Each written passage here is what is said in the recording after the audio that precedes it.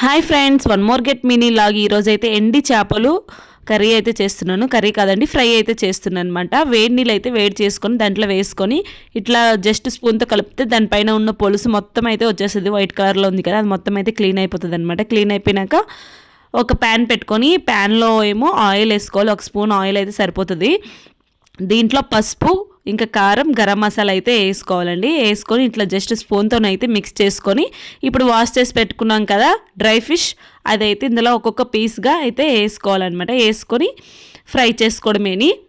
చూడండి, నేనైతే ఈ విధంగా వాష్ చేసి పెట్టుకున్నా కదా, ఇదైతే ఒక్కొక్కటి అయితే ఇట్లా వేసుకుంటున్నాను ప్యాన్లోన. వేసుకొని ఇంకా దీన్ని ఉల్టా కూడా తిప్పుకోవాలన్నమాట. రెండు పక్కల కాల్చుకోవాలి.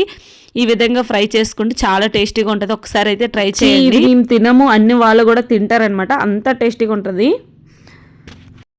చూసారు కదా, ఈ విధంగా అయితే చేసుకోవాలి. Thank you for watching friends. Bye bye.